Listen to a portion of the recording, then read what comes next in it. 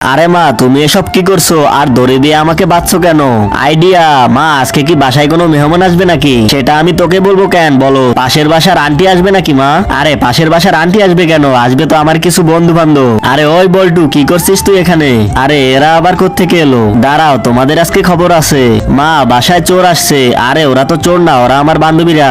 আরে মা, ওরা তো আমাদের ঘরের সবকিছু খেয়ে ফেলতেছে, তুমি ওদেরকে কিছু বলতেছো না কেন? আমি ওদেরকে কিছু বলবো না, ওরা যা ইচ্ছা তাই খেয়ে নে। আরে তুই ভুল ভাবতাছোস, ওরা আমাদের বাসায় এসে কিছু খায় না, ওরা বাহির থেকে অনেক কিছু চুরি করে নিয়ে আমাদের বাসায় এনে রেখে দেয়। আরে মা, তুমি এসব কি বলতেছো? আরে নে নে, তোরা চা খেয়ে নে। তো বন্ধুরা, তারপর কি হলো সেটি দেখার আগে তুমি বলো, তুমি কি আল্লাহর ঘরকে ভালোবাসো নাকি মন্দিরকে ভালোবাসো? যদি তুমি আল্লাহর এই ঘরকে ভালোবেসে থাকো তাহলে এই ভিডিওতে একটা লাইক দিয়ে চ্যানেলটি সাবস্ক্রাইব করে দাও আর কমেন্টে লিখে দিও আই লাভ ইউ আল্লাহ। আরে ওর হাতের চা, তাড়াতাড়ি পালা।